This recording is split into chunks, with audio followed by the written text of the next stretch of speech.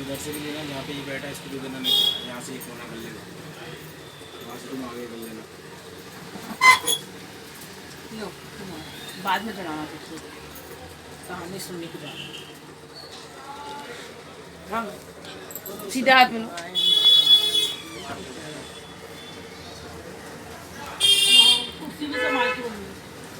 नहीं दोनों वो सही बदल है, दी। दोनों सही है। बदल दी।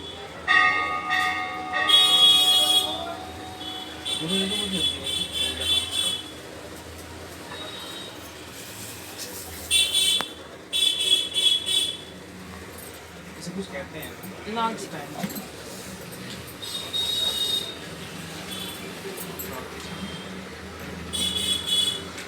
अभिजीत मुहूर्त।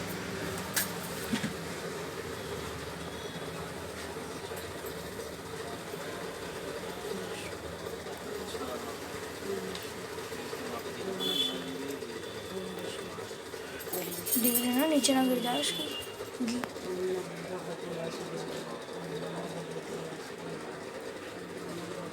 ओम नमो पार्वती पता है हर हर महादेव। ओम नमो भगवती।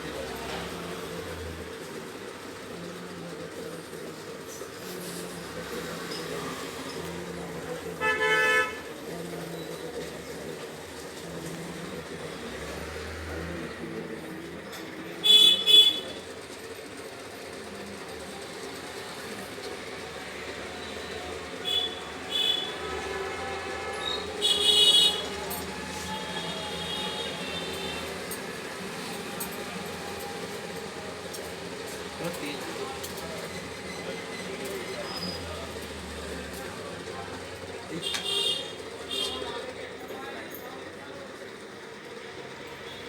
वीडियो बनाने की कोशिश करता हूँ।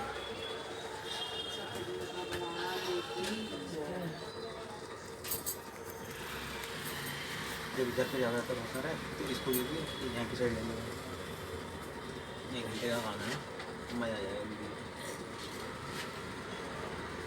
सतदेव भगवान की जय। जय। पहला अध्याय। एक समय नैमिषारण्य तीर्थ में रौनक आदि 88,000 ऋषियों ने श्री सूत जी से पूछा, हे प्रभु, इस कलयुग में वेद विद्या रहित मनुष्य को प्रभु भक्ति किस प्रकार मिलेगी तथा उनका उद्धार कैसे होगा। हे मुनिश्रेष, कोई ऐसा तब बताइए जिससे थोड़े समय में पुण्य प्राप्त हो और मनवांछित फल मिल जाए। ऐसी कथा सुनने की हमारी इच्छा है। सर्वशास्त्र ज्ञाता श्री सूत जी बोले, हे वैष्णव में पूज्य, आप सबने प्राणियों के हित के बारे में बात पूछी है। अब मैं उस श्रेष्ठ व्रत को आप लोगों से कहूंगा जिस व्रत को नारद जी ने लक्ष्मी नारायण भगवान से पूछा था और लक्ष्मीपति ने मनुश्रेष्ठ नारद जी से कहा था, सो ध्यान से सुनिए। एक समय योगी राज नारद जी दूसरों के हित की इच्छा से अनेक लोकों में घूमते हुए मृत्यु लोक में आ पहुंचे, जहां अनेक योनियों में जन्मे हुए प्रायः सभी मनुष्यों को अपने कर्मों के अनुसार अनेकों दुखों से पीड़ित देखकर सोचा, किस यत्न के करने से निश्चय ही प्राणियों के दुखों का नाश हो सकेगा। ऐसा मन में सोचकर विष्णु लोक को गए, जहाँ श्वेत वर्ण और 4 भुजा वाले देवों के ईश नारायण को देखकर, जिनके हाथ में शक्र चक्र गदा बदा पद्म थे और वरमाला पहने हुए थे, स्तुति करने लगे, हे भगवान, आप अत्यंत शक्ति से संपन्न है, मन और वाणी भी आपको नहीं पार पा सकती। आपका आदि अद्य मध्य अंतर नहीं है, अतः आप निर्गुण स्वरूप सृष्टि आदि भूतों भक्तों के दुखों को नष्ट करने वाले हो। आपको मेरा नमस्कार है। नारद जी से इस प्रकार की स्तुति सुनकर विष्णु भगवान बोले, हे मुनिश्रेष्ठ, आपके मन में क्या है? आपका किस काम के लिए आगमन हुआ है? निसंकोच होकर कहें। तब नारद जी बोले, मृत्यु लोक में सब मनुष्यों को अनेक योनियों में पैदा हुए अपने अपने कर्मों के अनुसार अनेक प्रकार के दुखों को दुखी हो रहे हैं। हे नाथ, यदि आप मुझ पर दया रखते हो तो बताइए कि उन मनुष्यों के सब दुख थोड़ी ही प्रति में कैसे पूर्ण हो जाएंगे, वो कैसे दूर कर पाएंगे। श्री विष्णु भगवान जी बोले, हे नारद, मनुष्यों की भलाई के लिए तुमने कुछ अच्छी बात पूछी है। जिस काम के करने से मनुष्य मोह से छूट जाता है वह मैं कहता हूँ, सुनो। बहुत पुण्य देने वाला, स्वर्ग मृत्यु लोक दोनों में दुर्लभ एक उत्तम व्रत है। आज मैं प्रेम वश होकर तुमसे कहता हूँ। श्री सत्यनारायण भगवान का यह व्रत अच्छी तरह विधि पूर्वक करके मनुष्य धरती पर आयु प्रयत्न सुख भोग कर मरने पर मोक्ष को प्राप्त होता है। श्री भगवान के वचन सुनकर नारद मुनि बोले, हे भगवान, उस व्रत का क्या फल है, क्या विधान है और किसने ये व्रत किया था और किस दिन ये व्रत करना चाहिए, विस्तार से कहिए। विष्णु भगवान बोले, हे नारद, दुख शोक आदि को दूर करने वाला, धन धान को बढ़ाने वाला, सौभाग्य संतान को देने वाला, ये व्रत सब स्थानों को विजय दिलाने वाला है। भक्ति और श्रद्धा के साथ किसी भी दिन मनुष्य सत्यनारायण भगवान की प्रातः काल के समय ब्राह्मणों बंधुओं के साथ धर्मावतार परायण होकर पूजा करे। भक्ति भाव से नवेद, केले का फल, शहद, घी, दूध, गेहूं का चूरमा 1.25 किलो ले और चढ़ाए और सब पदार्थों को भगवान को अर्पण करे और बधु बंधुओं सहित ब्राह्मणों को भोजन कराए। तत्पश्चात स्वयं भोजन करे। रात्रि में नृत्य गीत आदि का आयोजन कर सत्यनारायण भगवान का स्मरण करते हुए समय व्यतीत करे। इस तरह व्रत करने पर मनुष्य को इच्छा पूरी होती है। विशेष रूप से काल में भूमि पर यही मोक्ष का सरल उपाय है। इति सत्यनारायण प्रथम अध्याय संपूर्ण। नहीं, आप बाद में घंटे।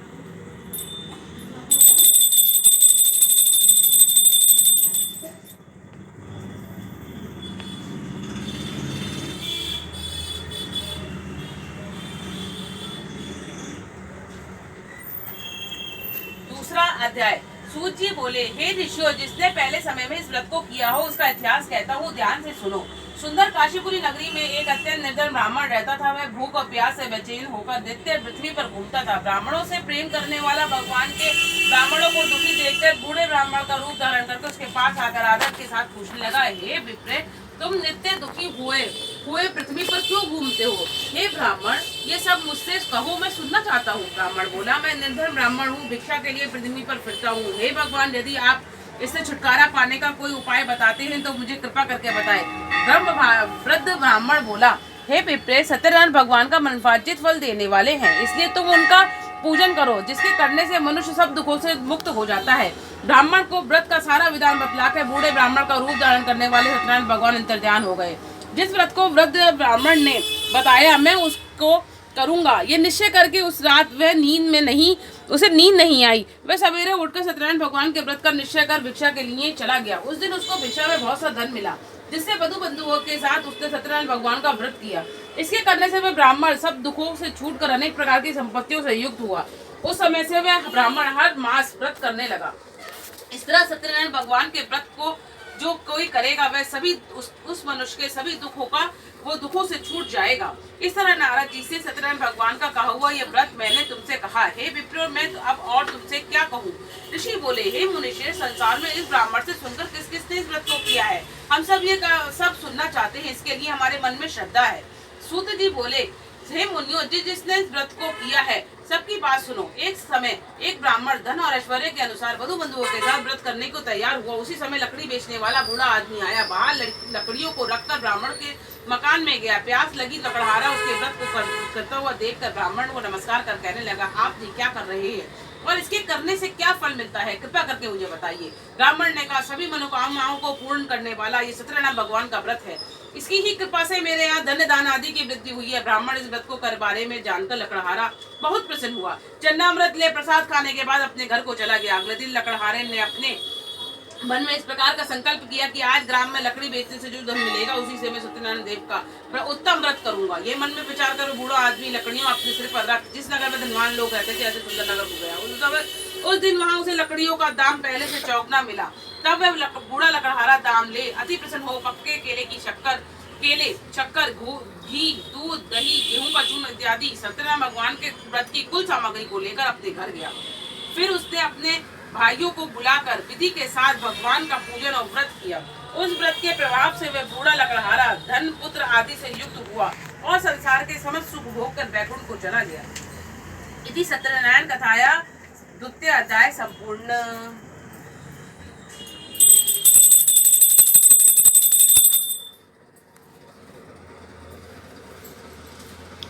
सूत जी बोले, हे श्रेष्ठ मुनियों, अब आगे की कथा कहता हूँ सुनो। पहले समय में उल्कामुंग नाम का एक बुद्धिमान राजा रहता था। वह सत्यवक्ता और ज्ञानेंद्रिय था। प्रतिदिन देव स्थानों पर जाता और गरीबों को धन देकर उनके कष्टों को दूर करता।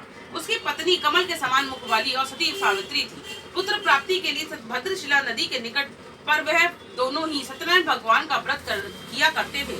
उस समय में वहाँ एक साधु नामक वैश्य आया। उसके पास व्यापार के लिए बहुत सा धन था। वह नाव को किनारे पर ठहरा के राजा के पास आकर बोला कि हे राजा, ये व्रत करते हुए देखा। विनम्रता से पूछने लगा कि राजन, भक्ति युक्त चित्त होकर आप ये क्या कर रहे हैं? मेरी सुनने की इच्छा है, सो आप ये बात मुझे बताएं। राजा बोले, हे वैश्व, अपने बंधुओं के साथ पुत्र आदि की प्राप्ति के लिए मैं ये महाशक्तिशाली सत्यनारायण भगवान का व्रत का पूजन कर रहा हूँ। राजा के वचन सुन के साधु आदर से बोला, हे राजन, मुझे इसका सब विधान कहो, मैं भी आपकी कथा अनुसार इस व्रत को करूंगा। मेरी भी कोई संतान नहीं है, मुझे विश्वास है कि इस व्रत को करने से निश्चय ही हो जाएगी।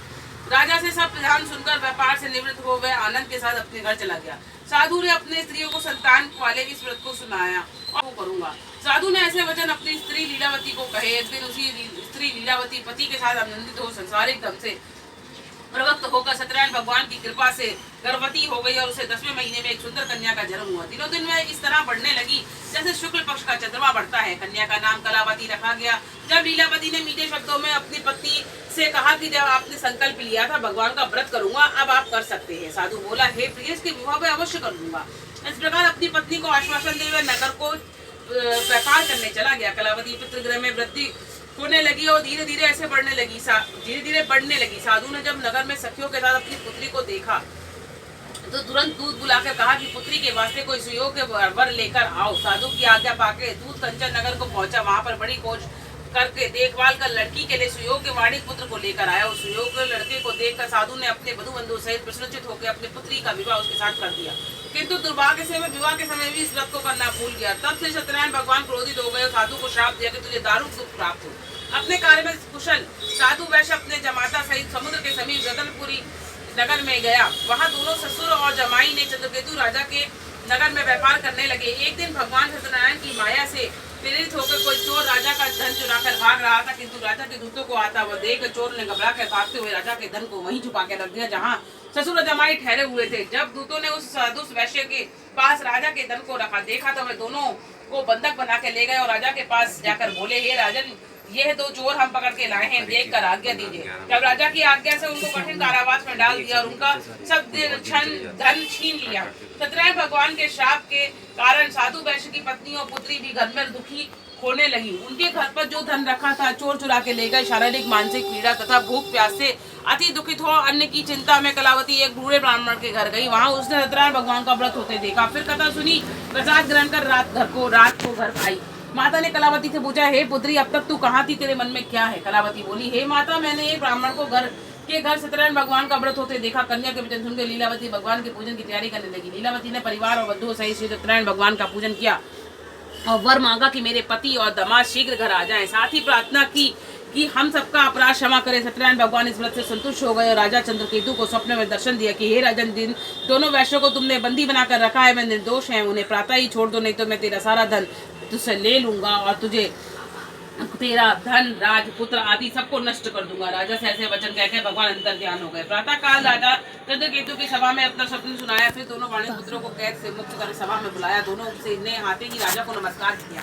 राजा मीठे वचनों से बोला, हे महानुभावों, तुम्हें भावी वश ऐसा कठिन दुख प्राप्त हुआ, अब तुम्हें कोई भय नहीं है। ऐसा कहकर राजा ने उनके नए नए वस्त्र आभूषण पहनवाए और उनका जितना धन लिया था उसे दुगना धन देकर आदर से विदा किया। दोनों वैश्य अपने घर को चल दिए। इति सत्यनारायण कथाया तृतीय अध्याय संपूर्ण।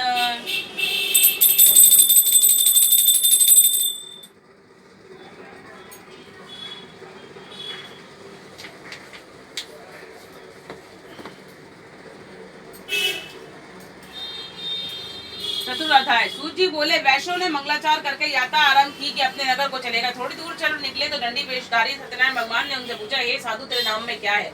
अभिमानी वाणिक हंसते हुए बोला, हे दंडी, आप क्यों पूछ रहे हो? क्या धन लेने की इच्छा है? मेरे नाम में तो बेल पत्र पते भरे हुए हैं। वैश्य की कठोर वचन सुनकर भगवान ने कहा, तुम्हारा वचन सत्य हो जाए। दंडी ऐसा कहकर वहां से दूर चले गए और कुछ जगह दूर जाकर समुद्र के किनारे बैठ गए। दंडी के जाने पर वैश्य ने नित्य क्रिया करने के बाद जब नाव ऊंची उठी देखी तो अचंभित हो गया। नाम में बेल पत्र आदि पड़े हुए थे। मूर्छित होकर वो जमीन पर गिर गया।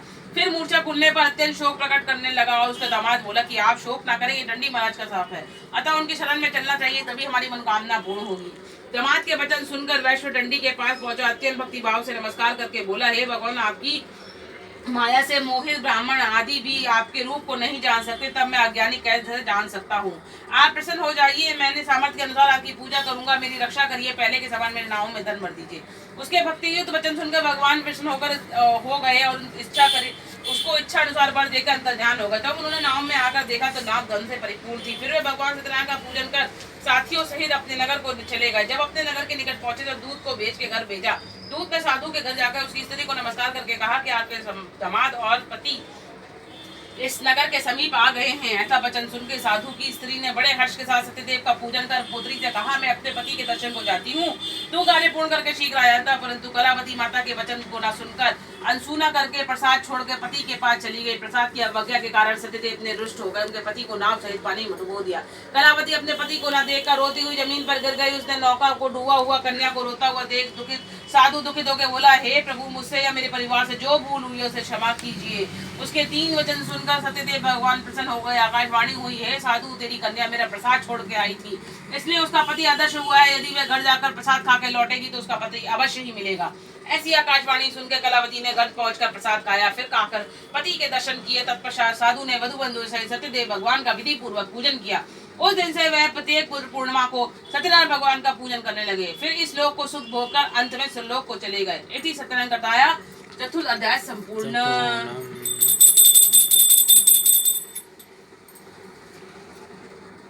सात होते हैं, 5 होते हैं। 5वां अध्याय आरंभ। श्री सूत जी बोले, हे ऋषियों में एक और कथा सुनाता हूँ, सुनिए। प्रजापालन में लीन तुंगज नाम का एक राजा रहता था। उसने भी भगवान का प्रसाद त्याग कर बहुत दुख पाया। एक समय वन में जाकर वन्य पशुओं को मारकर वह पेड़ के नीचे बैठ गया। वहां उसने ग्वालों सहित भक्ति भाव से बंदितों सहित सत्यनारायण भगवान की पूजा करते हुए देखा, परंतु राजा अभिमानी वश देखकर भी वह नहीं गया और न नमस्कार किया। जब ग्वालों ने भगवान का प्रसाद उसके सामने रखा तो वह प्रसाद त्याग कर अपनी सुंदर नगरी को चला गया। वहां उसने अपना सब कुछ नष्ट हुआ पाया। वह तब जान गया कि सब कुछ भगवान का ही किया है। तब वह उसी स्थान पर ग्वालों के समीप गया, विधि पूर्वक पूजन किया, प्रसाद खाया। सत्यदेव भगवान की कृपा से वह पहले जैसा हो गया। फिर दीर्घ काल तक सुख भोग कर मरने पर स्वर्गलोक को चला गया। जो मनुष्य इस परम दुर्लभ व्रत को करेगा, भगवान की कृपा से उसे धन्य दाने की प्राप्ति होगी। निर्धन धनी और बंदी बंधुओं से मुक्त होकर निर्भय हो जाएगा। संतानहीनों का संतान प्राप्ति होगी तथा सब मनोकामना पूर्ण होकर अंत में वैकुंठ धाम को जाएंगे। जिन्होंने पहले इस व्रत को किया है, अब मैं उनके अगले जन्म की कथा बताता हूँ। वृद्ध शांतानंद ब्राह्मण ने सुदामा का नाम लेकर मोक्ष को प्राप्त किया। उल्कामुख नाम का राजा दशरथ होकर वैकुंठ को प्राप्त हुआ। साधु नाम के वैश्य ने मोरधन बनकर अपने पुत्र को आरे से चीर कर मोक्ष को प्राप्त किया। महाराज तुंगध्वज स्वरूप भूमनु भी हुए। उन्होंने बहुत से लोगों को भगवान की भक्ति में लीन कर स्वयं मोक्ष को प्राप्त किया। लकड़हारा भील अगले जन्म में गु नामक निषाद राजा हुआ, जिसने भगवान राम के चरणों की सेवा कर मोक्ष को प्राप्त किया। यदि सत्यनारायण कथा संपूर्ण। सत्यनारायण भगवान की जय। दो सभा के चिपक गई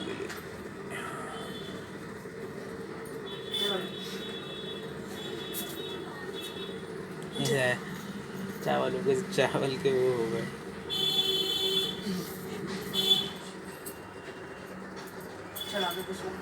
देख भैया, पहले सीधा हाथ वाला चढ़ाओ, फिर दूसरा सीधा हाथ में लेके तब चढ़ाओ।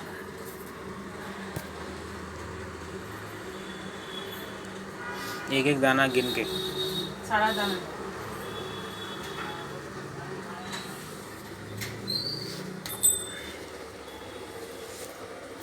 कृष्णाय वासुदेवाय हरे परमात्मने प्रणतः क्लेशनाशाय गोविंदाय नमो नमः। ओम कृष्णाय वासुदेवाय हरे परमात्मने प्रणतः क्लेशनाशाय गोविंदाय नमो नमः।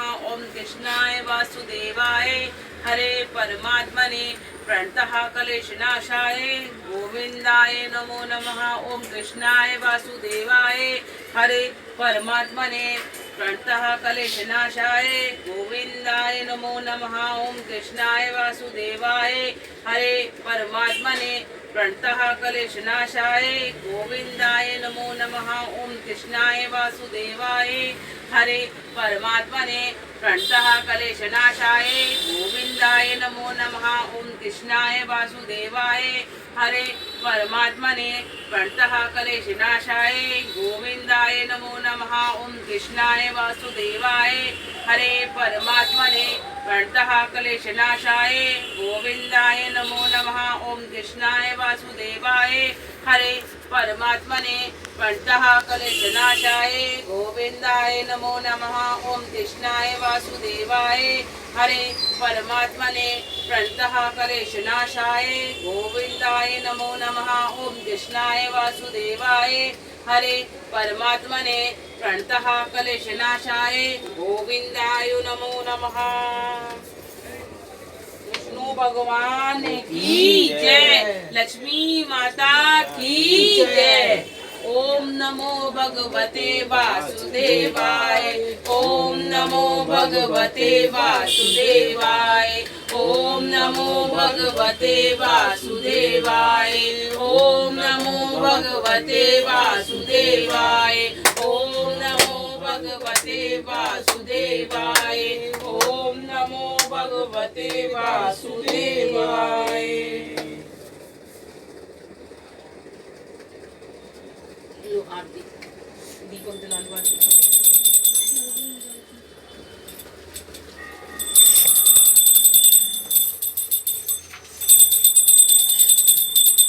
दोनों करेंगे, सत्यनारायण देव की भी और जब की करेंगे।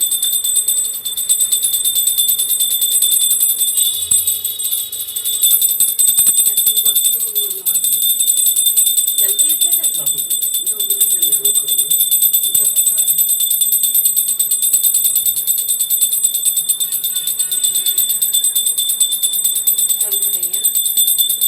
जय लक्ष्मी रमणा मैया, जय लक्ष्मी रमणा।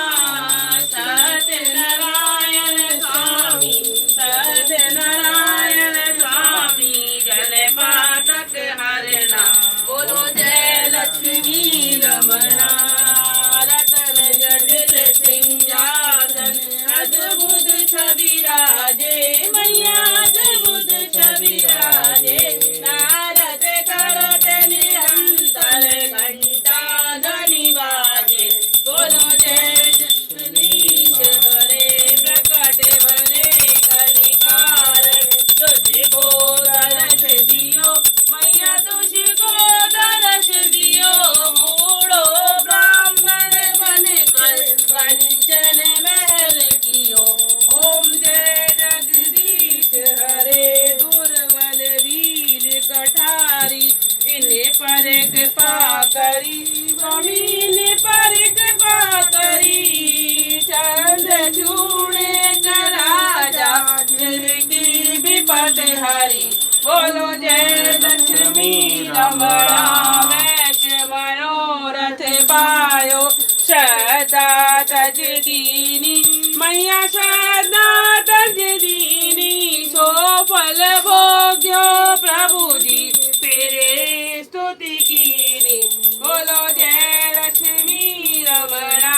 भाव भक्ति के कारण छिन छिन रूप धरो मैया, छिन छिन रूप धरो। श्रद्धा धारण कीनी, दिल के काज सरो।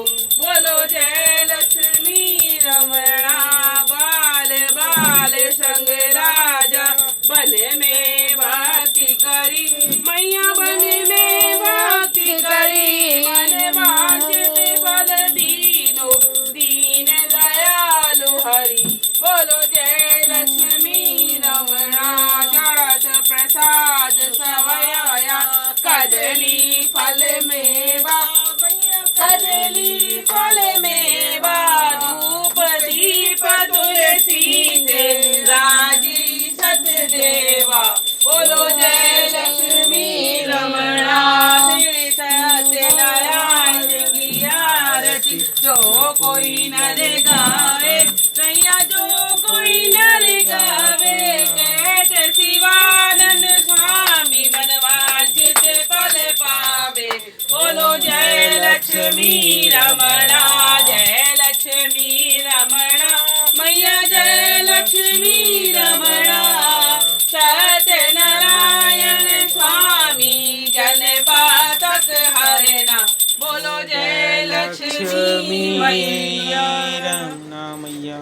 ओम जय जगदीश हरे स्वामी, जय जगदीश जगदीश हरे, भक्त जनों के संकट, दास जनों के संकट क्षण में दूर करे। ओम जय जगदीश हरे, जो ध्यावे फल पावे, दुख बिन से मन का, स्वामी दुख बिन से मन का, सुख संपत्ति घर आवे, संत मिटे तन का। ओम जय जगदीश हरे, मात पिता तुम मेरे, शरण कहूँ मैं किसकी, स्वामी शरण कहूँ मैं किसकी, तुम बिन और न दूजा, तुम बिन और न दूजा, आस करूँ मैं किसकी। ओम जय जगदीश हरे, तुम पूरण परमात्मा, तुम अंतर्यामी, स्वामी तुम अंतर्यामी, बारे ब्रह्म परमेश्वर, तुम सबके स्वामी। ओम जय जगदीश हरे, तुम करुणा के सागर, तुम पालन करता, स्वामी तुम पालन करता। मैं मूर्ख खल काम, मैं सेवक तुम स्वामी, कृपा करो भरता। ओम जय जगदीश हरे, तुम हो एक अगोचर, सबके प्राणपति, स्वामी सबके प्राणपति, विध विध मिलू दया में, तुमको मैं कुमति। ओम जय जगदीश हरे, दीन बंधु दुख हरता, तुम ठाकुर मेरे, स्वामी तुम ठाकुर मेरे, अपने हाथ उठाओ, अपनी शरण लगाओ, द्वार खड़ा मैं तेरे। ओम जय जगदीश हरे, विषय विकार मिटाओ, पाप हरो देवा, प्रभु बाष्प हरो देवा, सदा भक्ति बढ़ाओ, सदा प्रेम बढ़ाओ, संतन की सेवा। ओम जय जगदीश हरे, ओम जय जगदीश हरे, स्वामी जय जगदीश हरे। भक्त जनों के संकट, नाथ जनों के संकट क्षण में दूर कर। ओम जय जगदीश हरे। बोलो विष्णु भगवान की जय, बोलो बृहस्पति देव भगवान की जय, लक्ष्मी माता की जय, खाटू नरेश की जय, राधे कृष्ण भगवान की जय। ओम नमो पार्वती पदाय, हर हर महादेव, करो पीर हर हर महादेव। सूर्य भगवान जी की जय।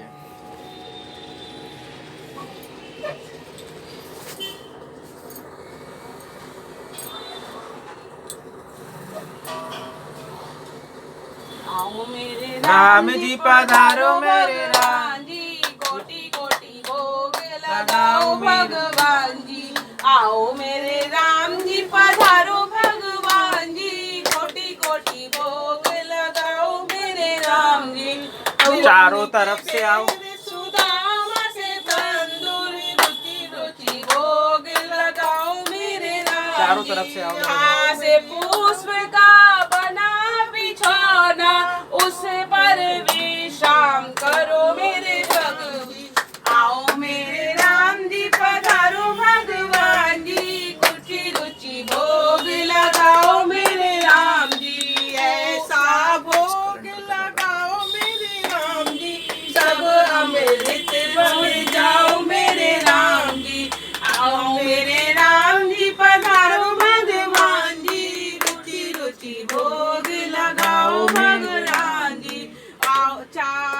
दिशाओं से आओ मेरे राम जी, रुचि रुचि भोग लगाओ मेरे राम जी, जो इस भोग को खाए मेरे राम जी, सब अमृत बन जाए मेरे राम जी। आओ मेरे राम जी पधारो भगवान जी, रुचि रुचि भोग लगाओ भगवान जी, जो मेरे इस भोग को खाए सब मेरा हो जाओ मेरे राम जी। आओ मेरे राम जी पधारो मेरे राम जी, भोग लगाओ मेरे राम जी,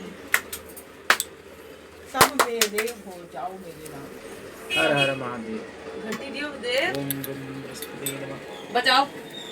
भोग लगा। बोल शंकर भगवान की ओम विष्णु भगवान की जय, बृहस्पति देव भगवान की जय, लक्ष्मी माता की जय।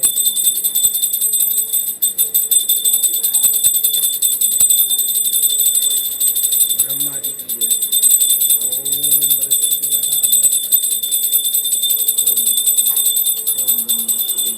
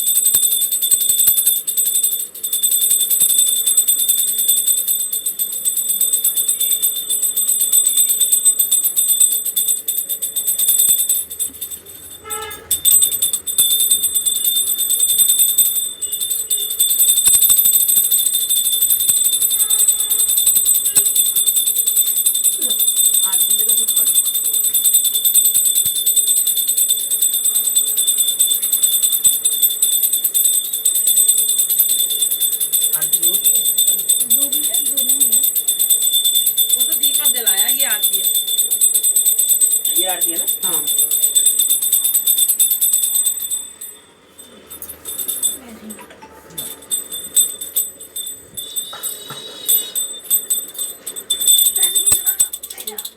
मेरे दोनों हाथ से ले।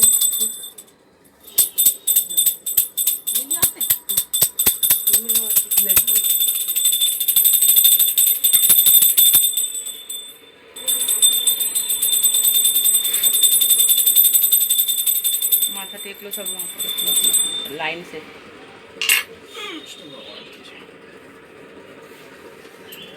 अरे इस पे हाथ मत रखे भैया, अभी अभी दीपक चल रहा है ना। या फिर भी नहीं टेकते। चौकी होगी, चौकी से बंद कर।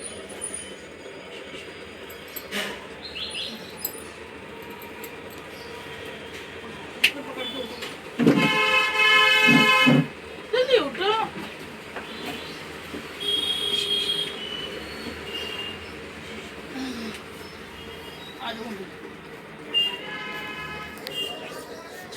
या कुर्सी हटा दे, वहाँ से बैठने झुकने की जगह नहीं हो रही ना। चलो बड़ी है कि चलो। हाँ चलो ले चलो। आपने पूजा कर ली? चलो।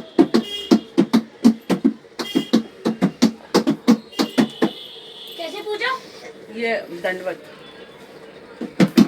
पीछे को हो जाओ, दंडवत कर। थोड़ी देर में प्रसाद मंगा लूंगा, मैं ऊपर की पूजा कर लूंगा। हम यहाँ की पूजा कर लूँ।